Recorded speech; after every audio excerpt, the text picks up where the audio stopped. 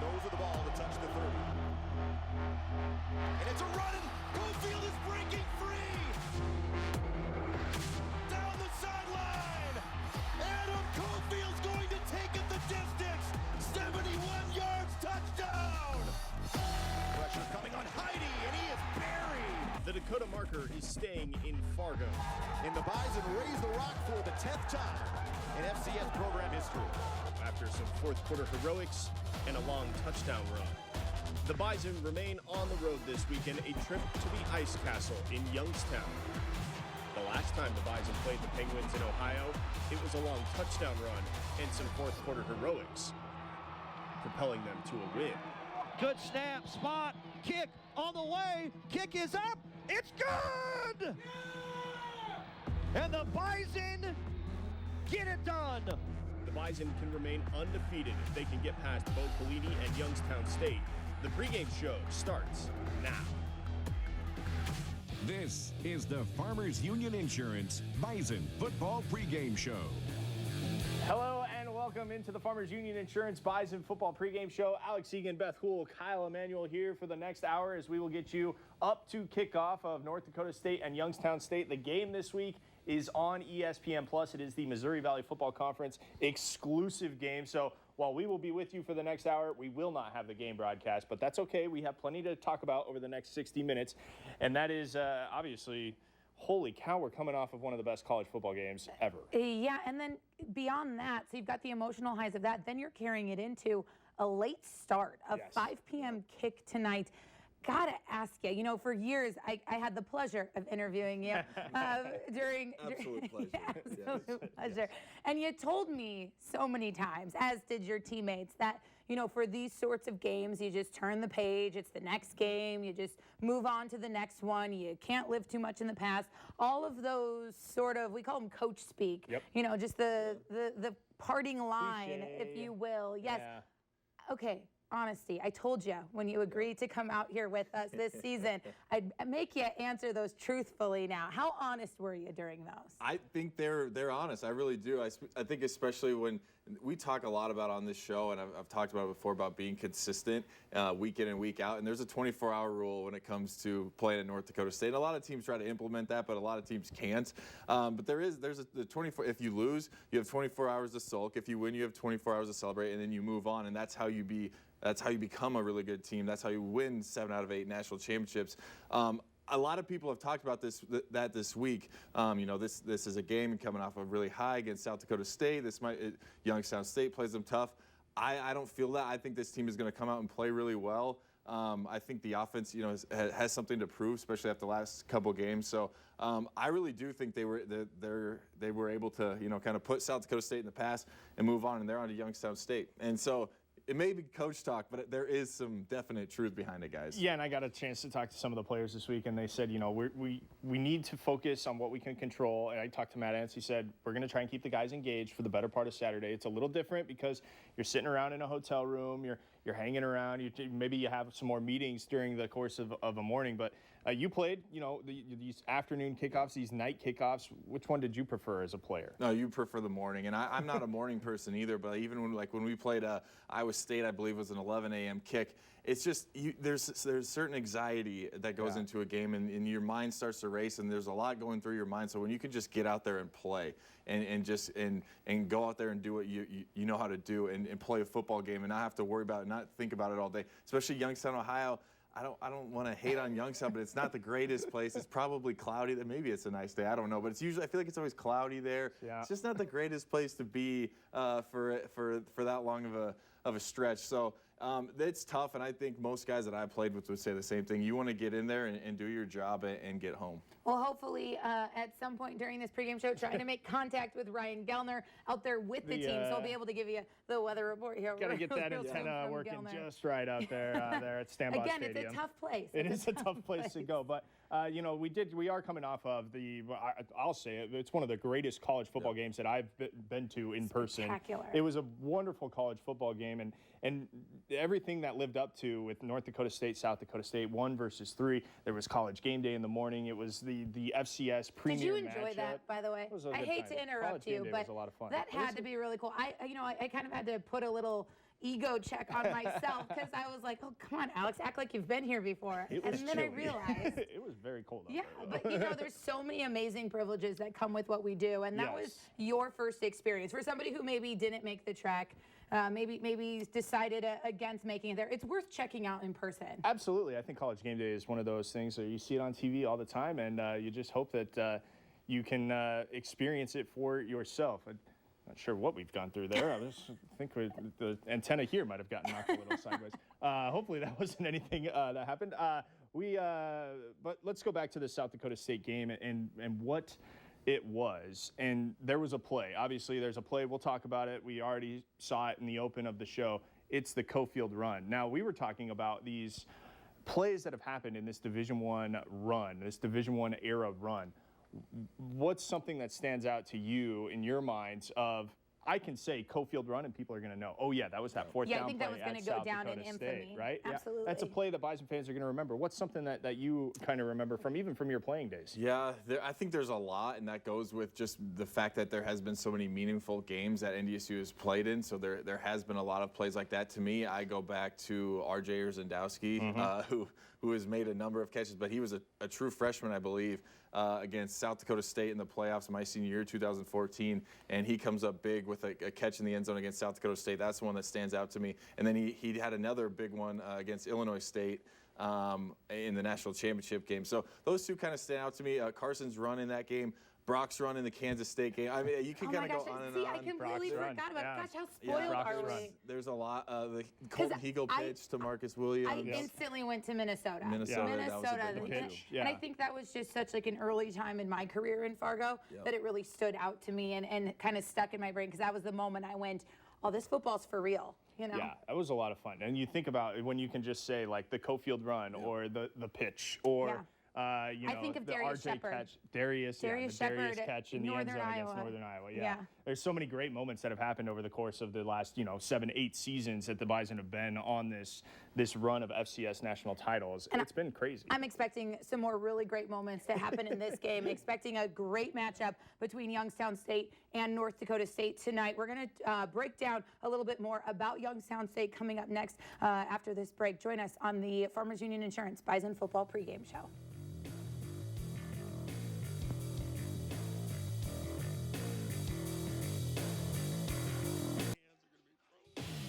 This is the Farmers Union Insurance Bison Football Pregame Show. There they are. The Bison are in Youngstown, Ohio, and it does look cold there, Kyle. That's always what you say it is there in Youngstown. It's never pretty like weather. It's always cloudy. I don't know why. The Bison arriving 8-0. The Bison are this season as they get set to take on Youngstown State in another tough Missouri Valley Football Conference test. We got everything working now. I think we got Ryan Gellner out at Stanbaugh Stadium. Ryan, it looks windy and cloudy and chilly out there. How you doing? Yeah, add rainy and snowy, and you've pretty much nailed what it's like today in Youngstown, Ohio. It is not a nice day. I don't know if you can see the flag behind me blowing, but at times that thing is blowing pretty good. And weather will play a factor in this football game. If it's just the wind, I think North Dakota State would take that at this point.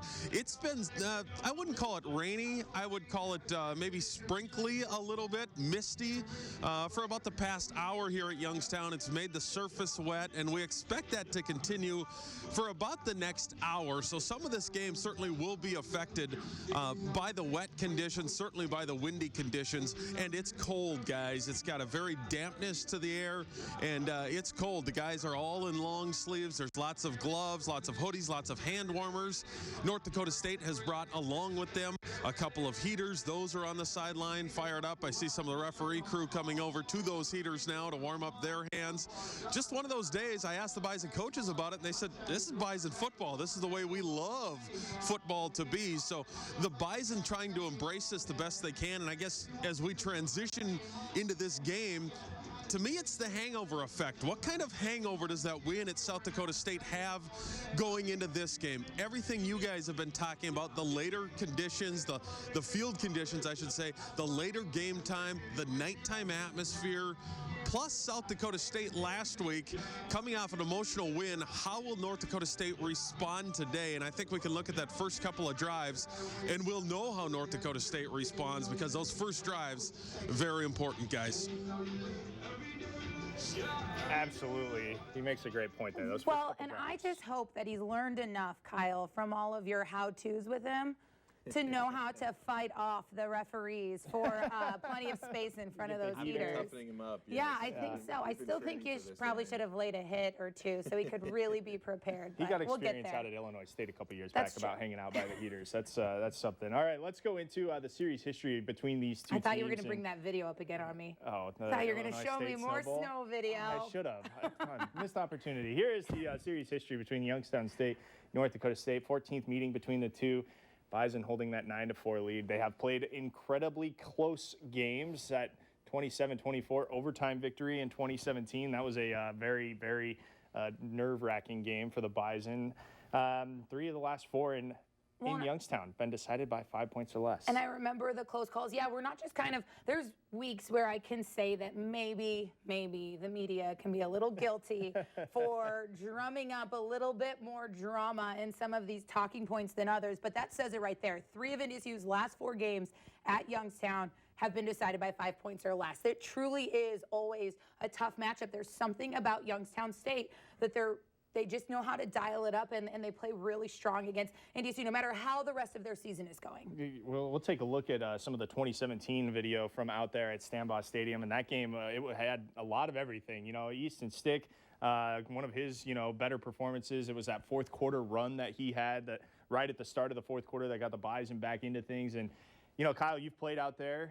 It's not an easy place to play. It's going to be a night game. There's probably not going to be that many people there. So this is one of those where you have to create your own energy type deals. Yeah, it's kind of a weird environment. It's a bigger stadium, but you're right, Alex. There's really not that many people there very often. I've kind of talked to the actual town of Youngstown, Ohio. It's a little bit different, and like I said, it always seems cloudy and dreary. It's a little depressing, but Youngstown State is a team. A lot of teams can talk about how they're going to play physical against the Bison because they know NDSU is going to play physical. But Youngstown State is one of those that they don't just talk it; they actually do it. And I think that's why a lot of times this game has been so tough for NDSU, is because they can hold up in the trenches against a Bison offensive line that usually dominates, and they make it tough going offensively. And then you combine that with all the other outside factors, and you get a really good football game. Yeah, let's learn a little bit more about Youngstown as Ryan Gellner caught up with the voice of the Penguins. Ryan? Bob Hannon, the play-by-play voice for Youngstown State, joins us. Nathan Mays just continues to grow and evolve.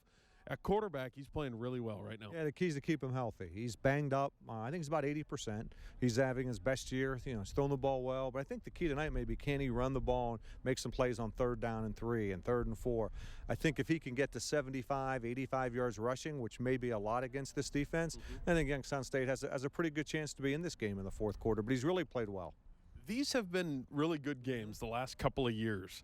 All of us have been trying to put our fingers on it. I'm anxious to hear what you think. Why do these two teams match up so well? I think Coach Pelini feels he has a good plan defensively against the Bison, and I think Youngstown State comes in confident, despite the fact of North Dakota State's success.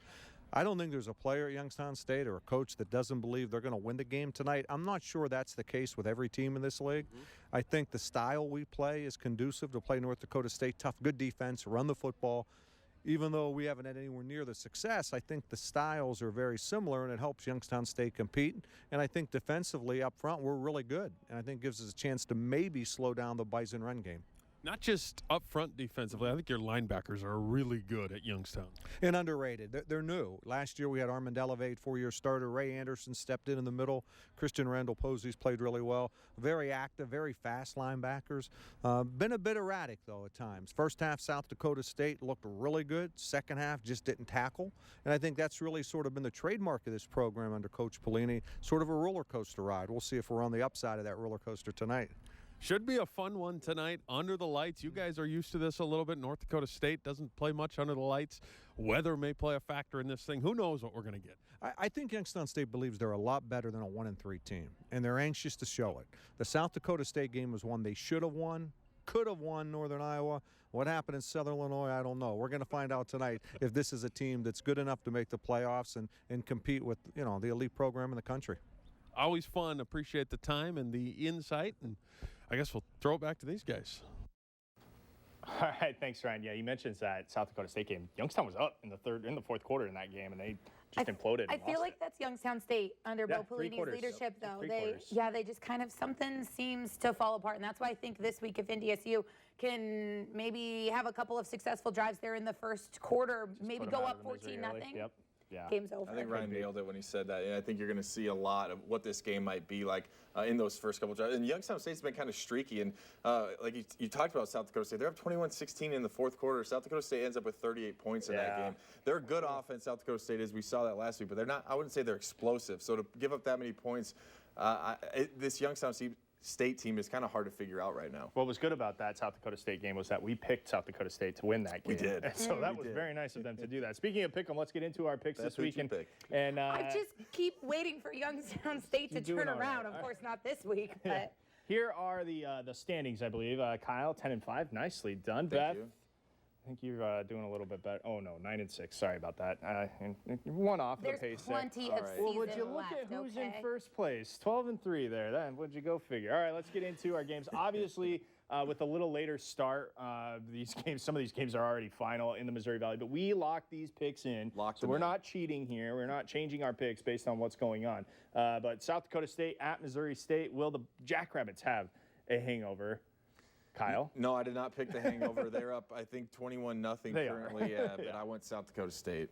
Yeah, I think maybe a different team, but Missouri State I don't think was going to benefit from the hangover factor. Missouri State, a good football team, but not as good as South Dakota State. I believe I also took the Jackrabbits in that one. Yes, the Jacks are up 21-0 with a little less than 4 minutes to play in the third quarter of that game. All right, moving on to our next matchup, South Dakota at winless Western Illinois. Always tough to win in Macomb. It is. Kyle? It is tough, and I didn't want to pick South Dakota, but Western has not won a game, and I picked South Dakota, who is currently losing to the winless Leathernecks. Yeah, a little less than 4 minutes to go in the fourth quarter in this one. Beth. Yeah. I mean, we're all in the Coyotes. We're all on the Coyotes, but Western has a lead. Could Western get their first win? They just need to hang on, although South Dakota is driving. At least we all lose that one together. I knew I didn't want to pick them, but I had to. South Dakota's driving. We'll see. They got a chance. They got a chance here. The game's not completely done yet. All right, on to our next one. Northern Iowa at Illinois State. This one's already gone final. This was an earlier game today. Kyle, you took? This one went final, and I went Northern Iowa. I just didn't think Brady Davis, again, we saw him against NDSU. I didn't think he could throw it the way he would need to. Northern Iowa was a little bit better, I thought, in the passing game, and they got the win. Now, I'm pretty sure I picked Illinois State. Yeah, I picked Illinois State here because we all picked the same games, and I thought that was no fun. So I rolled the dice, volunteered myself appreciate you. That's true. That's to make it, and I lost. Well, I Look how that's. I went for the win. Just keep that in mind. I went for the win because I like winning. This is why I don't gamble. 27-10, Northern Iowa was winners in that. So good on you, Kyle. We've already picked up a W there. Oh my gosh. Next games on you though, not on Beth. Indiana State, Southern Illinois at Indiana State. This one is also final. Kyle. I went Southern Illinois. Yes. Yep. Beth, yes, Southern Illinois. I believe so as well. I have also taken Southern Illinois. I did not have any faith in Indiana State. Again, Southern Illinois, they won 23-14 in that game. I believe that is it for the Missouri Valley games, but then we also did some bonus games this week. This is a top 10 matchup in the Big Sky. It will kick off at 8 o'clock Central Time tonight. That is Sacramento State and Weber State. Kyle. Yeah, guys, two teams with 2 losses, but both teams have not lost to an FCS school. Right. So really good teams playing in this game, Big Sky battle. I'm taking Sacramento State. They've been kind of the surprise of the FCS, to be honest, this year. And I'm staying on the Sacramento State bandwagon, and I'm going with Sac State. Yeah, I went Weber State, and this one is by no means a volunteer to go the opposite way. Yeah, it's a tough game. I genuinely think this one's Weber State's absolutely. So the game is at Sacramento, and that's why I chose Sacramento State. Literally just went with the home team at this one. I feel like that's enough to get you by. It's a toss-up. To have a home And you just want to hold Kyle off from taking your lead, so you just pick all the same things he picks. It's fine. And when you get a lead. And then we also took an FBS game. This is a top 10 matchup in the FBS, Florida and Georgia. This one's also kicked off, but I Georgia, their one loss, it was baffling to me, so I don't trust them, so I went with Florida in this game. Yeah, I went Georgia on this one. I'm just not a Florida girl. This is funny because I went home team again on this one. The game's at Florida. It's in the swamp, and sure, so he that's says where that I went now. with but guess what? At halftime, Georgia's got a 13-3 lead. So there you Beth, go, Beth. looking smart there. All right. Looking smart. I like it. I like the way you put that. You picked a good one, at least smart. through the first half. That'll do it for our pick-em. But will you? Well, I just want to go on the record and say that I didn't want to do this segment when the season started. You didn't want to do the pick-em, yes, but we just have for the record. we have Kyle's pick. Yes, Kyle wanted to do it. Kyle's game pick today, obviously going with the Bison. Because yeah, why big wouldn't shock you? there. I'm going with the Bison, but I don't think it's going to be as close as everyone thinks it's going to be. I think, like I said at the top of the show, I think the offense comes to play today. I don't think Youngstown State has enough offense. I think NDSU gets a big win. But I say that, but I also at the same time, I wouldn't be surprised if we have, kind of another one of those 5 points or less. a heavyweight, 20-17 type of game. But I'm going positive. Youngstown State could 31-13. Give up a NDSU. few unwarranted points in the fourth quarter, Ryan, I think if you see NDSU come out and they score touchdowns on 2 of their first 3 drives or something like that, I think they could kind of take this one over. And not to rail on Bo Pelini, but you have to figure that there's going to be a free 15 yards or so thrown in there for the Bison because just a few. As history has told us, that's what that is. All right, we'll step aside. We come back. We'll get to know a little bit more about the quarterbacks that are playing, plus get you updated on the injury report. That's still to come here on the Farmers Union Insurance Bison Football Pregame Show.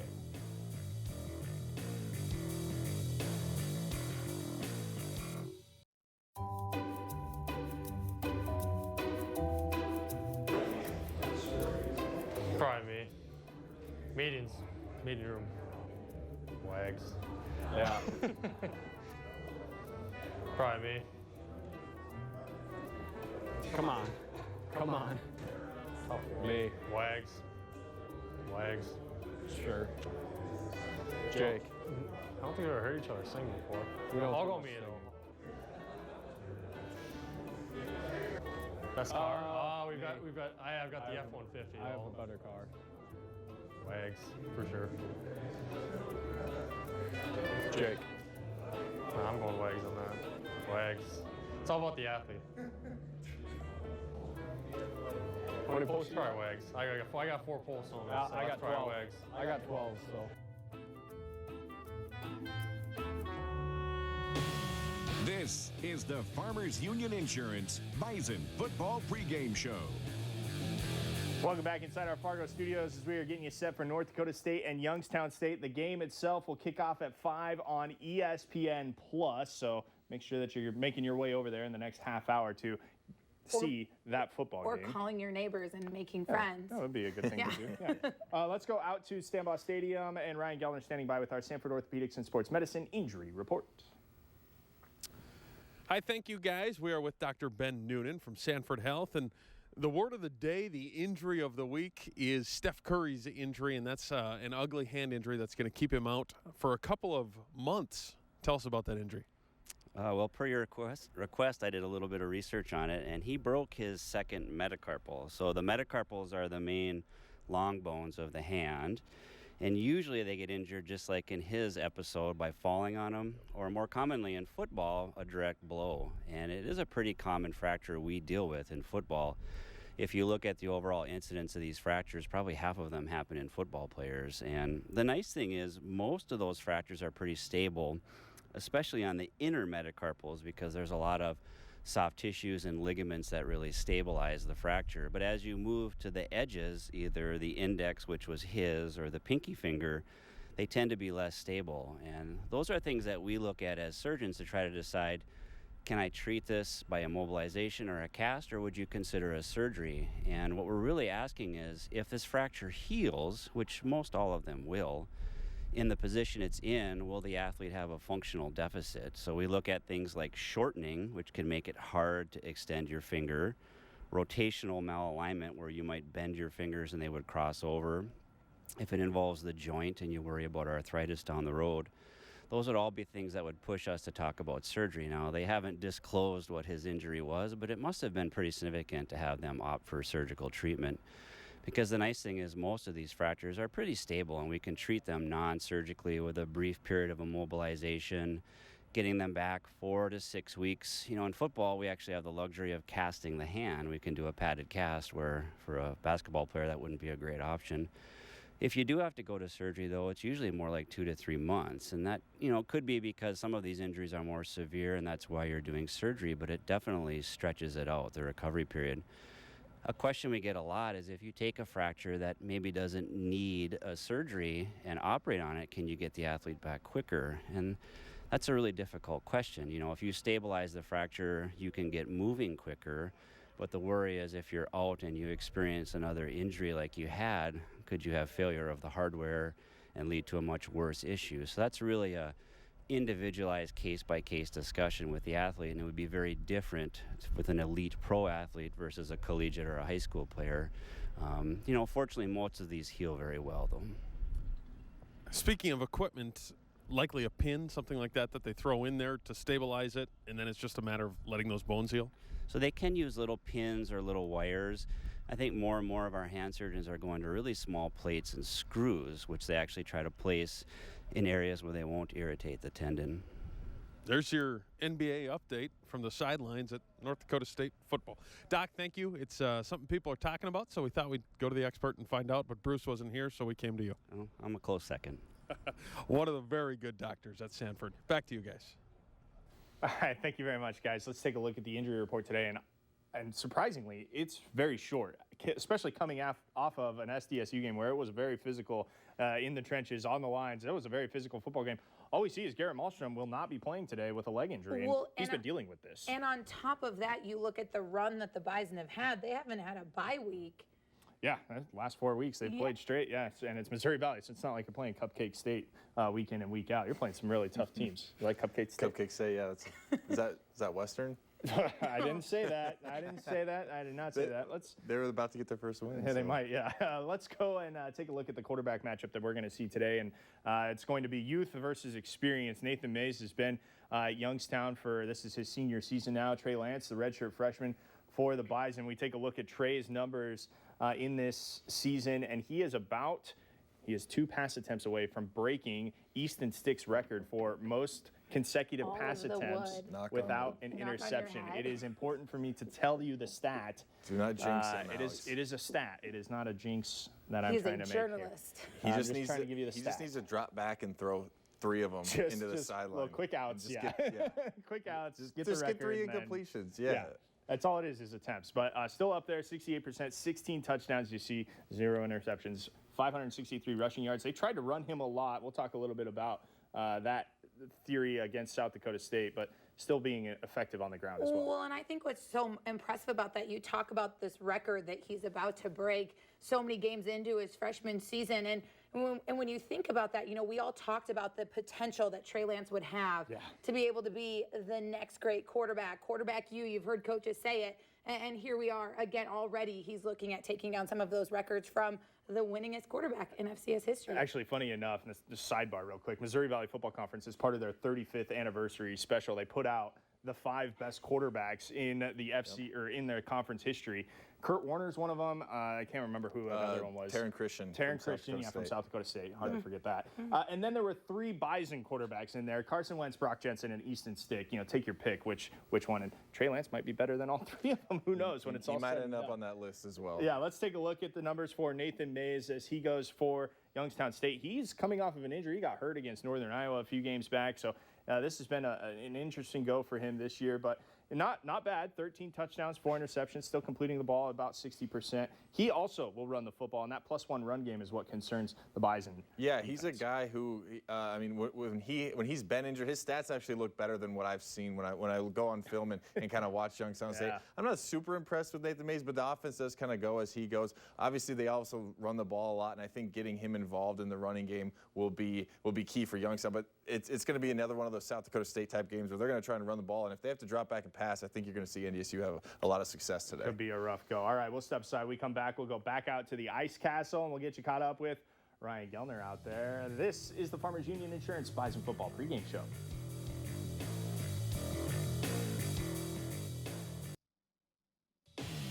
This is the Farmers Union Insurance Bison Football pregame show.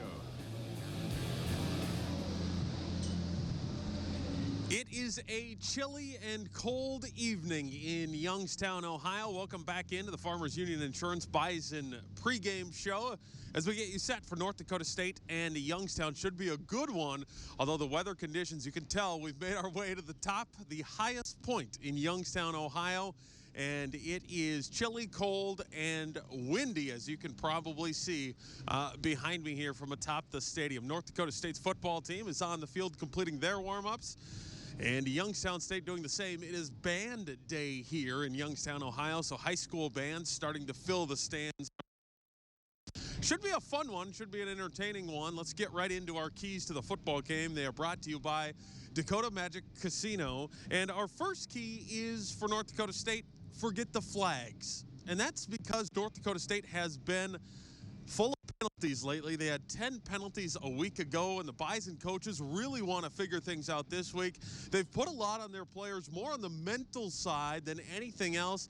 Those false starts, the ones where North Dakota State themselves can control, NDSU wants to cut down on those flags. We'll see how they respond today.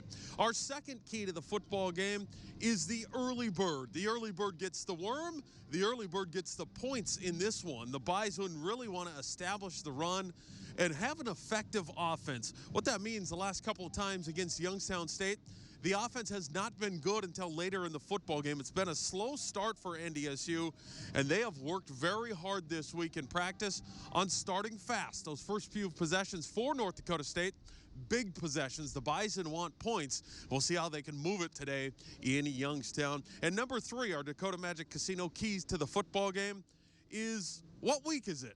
It's not South Dakota State week. It's Youngstown State week. It's important for the Bison to get past last week. Yes, they won last week, but it was still a very emotional game for North Dakota State. This week, they have to turn the page. They have to get right after Youngstown State, because think about this. This is Youngstown State's Super Bowl. They're a team that nobody really knows where they're going. They're a team with a lot of junior college players, transfers here. What game do they get up for? What game do the NFL scouts watch? Well, they watch film against North Dakota State. So it's not very hard for Youngstown to get up. It is hard for the Bison to get up at times. Lots more to do from Youngstown, Ohio. We'll talk to the Bison head coach Matt Entz about some of the things we just talked about and how important this football game is for the Bison.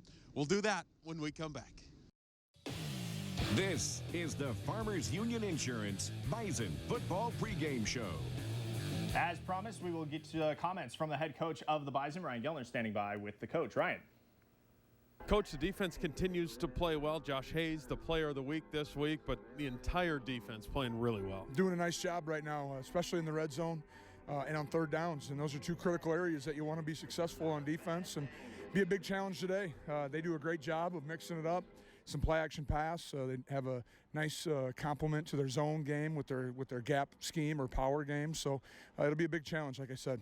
I know you wanted to clean things up on your end as well. You talked about the penalties in your press conference. Yep. How'd that go this week? Well, it was good. I mean, it's one of those things that you don't want to labor on too much, because then it becomes everyone's concern, or they start to stress. That wasn't my intent, but we do need to be cleaner in big situations during the game, and especially from our older players. You practiced outside this week, at least for most of the week, at nighttime, so you're used to those elements. Maybe a little bit of rain today. Your thoughts on just being outside, different time, all of those things? Hey, that's the way our guys learned how to play football when they were little. So if you can't get ready to play outside, then you got something wrong with you. You hit on it early, but Youngstown State, a lot better than their record shows. They're a team that can do a lot of things. They got the passing game going last week. They can run it as well. They throw a lot at you. They do. They got a veteran quarterback who I think has a lot of moxie, tough kid, who has taken a lot of hits in his career and continues to come back. They do a nice job, like I said earlier, with their run game. And defensively, typical Coach Pelini coach football team. They're going to play really hard and be really sound in their front seven. And we just got to try to put some drives together and be successful on third down offensively. Good luck tonight. Appreciate it. Thank you. The coach there talking about his team and North Dakota State and Youngstown State getting set to play here in about 15 minutes on ESPN Plus, the conference exclusive game of the week. Now, we talked about it earlier. We talked about it in the open, and the Cofield run.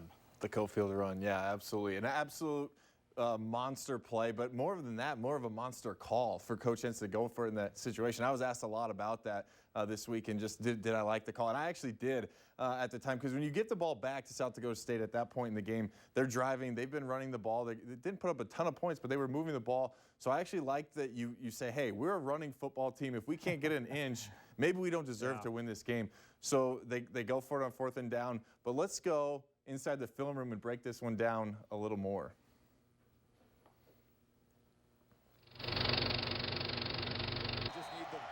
All right, so when you look at this, you look at the formation here. This is everyone on the field right now. It's everyone knows they're going to run the ball. And Beth, if you're someone in the country, what play do you think NDSU is going to run right here? Probably A-gap power. Exactly. A-gap power, it's what NDSU's bread and butter. It's what they're really good at. And you're going to see Christian Roseman, who we have highlighted here, Christian Roseman and his buddy on South Dakota State. That's exactly what they were thinking too. So now when we roll the rest of this play, you're going to see they get absolutely sucked up. They're thinking A-gap power, and there was no one there. NDSU, I don't even think accounted for those guys, because they're not trying to get 71 yards here on this play. They're trying to get 1 yard. And so they're saying, I don't think they could get there, but we're going to look at it from a different angle, and you're going to see exactly where this ball hits. We talked about the A-gap power, but really this play actually hits in the E-gap, not the A, not the B, not the C, not even the D. It actually hits in the E-gap. So let's roll this play and look at it from this angle and just watch this hole open up. You're going to see the entire left side of the Bison offensive line and the tight ends, Josh Babbage, kick everyone down. And I talked about Rosaboom earlier. He gets sucked up, so they didn't even have to block him on this play. He gets sucked up, and now he can't cover. Fullback kicks out, and now there's no one here. So let's roll the rest of the play. This is everyone. The guy who has the best shot in this is actually someone who's already blocked. There is no one there. That's to me, that's the effect of this NDSU run game. They know they only need an inch, and they're going to try and run that A-gap power. Nope, a little whoop-de-doo there. I feel like that was a big enough hole. That's Mack truck. Like I could have gotten through that, and I never had that quick speed. So. We did that. We broke one down earlier, and I told I think Alex that you even could have ran through that hole. Yes, we could have. A lot of people could have ran through that hole. I think you might have got chased down. I think I'd get hawked there before. Yeah, there's no way I make it the 71 yards. 12 gets to me. 12 gets to me. I you can get tell the you that inch much. that the team needed though. But an absolute, like we said, it's an iconic play. Yeah. Something that people are going to be talking about when you talk about North Dakota State, South Dakota State. That play is going to be ran over and over from the call. The E-gap. Yes. The E-gap. That's where we're at now. That's not where you're expecting. That's not where you're expecting the ball to go, but that's where it goes, and it goes for 71. Yeah, we'll step aside. We got much more to come here on the Farmers Union Insurance Bison Football Pregame Show. This is the Farmers Union Insurance Bison Football Pregame Show. Just under 10 minutes to go on our Coors Light countdown clock as North Dakota State and Youngstown State get set to kick it off on ESPN Plus. We'll be taking you. Where's that, Alex? It's on ESPN Plus. Okay. We'll be taking you right up to kickoff Streaming for the service. Game on ESPN Plus. Okay, just so you know, the game will be on ESPN Plus. Okay, let's get into our Bobcat heavy lifting report, Kyle.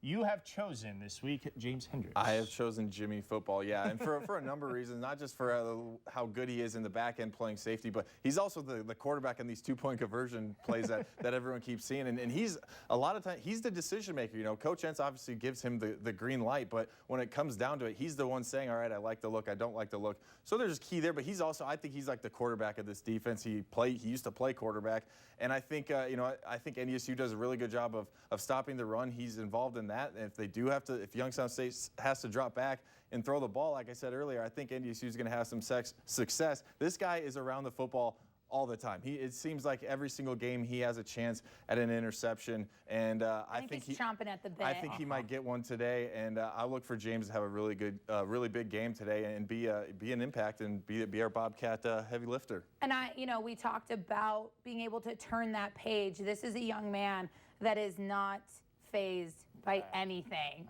I mean, at this point, everything he's done in his career at NDSU, he's really good at just shaking everything off. Okay, so we mentioned a little bit about James calling those two-point plays and being the quarterback for those. The actual quarterback for the North Dakota State football team. They ran the football with him a lot last week against South Dakota State, and that was by design. We heard from it drew some questions. Right, it did draw some questions. It was a conversation that was happening where some people were maybe concerned that, Trey Lance is running the ball as much as he is. And well, what was the result of that? Are they comfortable with how much he's running the football? And I think what's interesting is Matt Entz said, he's running exactly how much we want him to. Well, he ran the football, and the last time that we played South Dakota State, we had a quarterback run for 150 yards on him. So we thought that we could exploit the quarterback run game in that a little bit. As a defender, +1 running, that's hard to defend. That puts a lot of stress on a defense. It comes down to a numbers game, and it's kind of simple math, right? If you have a quarterback running the ball, that's giving you one extra guy in a running game, and it makes it so difficult to defend.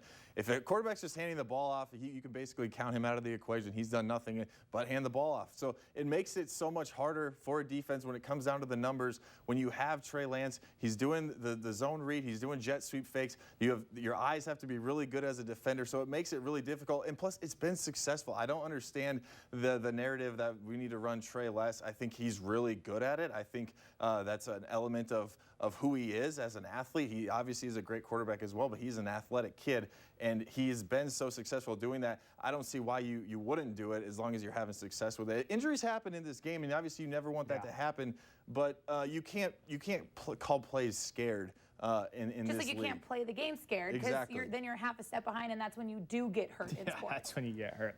All right, we will step aside one final time. We'll get our final thoughts when we come back, getting you set for North Dakota State and Youngstown State here on the Farmers Union Insurance Bison Football pregame show. This is the Farmers Union Insurance Bison Football pregame show.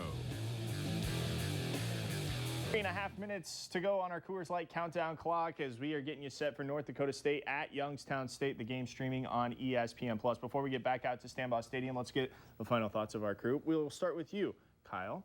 Yeah, I think, I've kind of touched on it today throughout the show, but I think it is going to be key for them to get a fast start. I think Youngstown State is one of those teams where if you give them some life, they can be a really tough out, as we've seen a lot, especially in Youngstown. They've been a really tough opponent for NDSU. I said that earlier with my score prediction. I don't think that's going to happen, but I still think NDSU has to get off to a fast start. And as always, and especially this week, they have to be able to stop the run. South Dakota State moved the ball pretty well last week running the ball. I know NDSU's defense was really good in the red zone, but I think they're going to have to be good against the run. Force Youngstown State, Nathan Mays, to have to drop back and throw. This Youngstown State offensive line gave up 9 sacks to Southern Illinois a couple weeks ago. I think we could see something similar with Derek Tuska getting after the quarterback and his crew. I think if you could stop the run and force them to pass, you're going to have a lot of success as NDSU. Derek Tuska, always close in the running for that Bobcat heavy lifting. Well, I picked him for the season. Right? Yeah. I know. I kind of want to pick him every game, but, I got to mix it up. Let's go back out to where the guys, I believe, are at the highest point in Youngstown, Ohio. Ohio top, Stambaugh Stadium. Ryan Gellner standing by with his final thought. Ryan. Yeah, we are certainly up here quite a ways. Dave won't get any closer to the edge than this, and I'm living life by the edge right now. For me, guys, though, my final thoughts, it's about chunk plays for North Dakota State. They've had 101 chunk plays. That's a run of 10 yards or greater, a pass of 15 yards or greater. I don't think 3 yards in a cloud of dust gets it done today. I think the Bison really need some chunk plays. They need some big yardage plays, push the ball down the field, and like Kyle said, score early. It's important for NDSU, guys. All right, thanks, Ryan.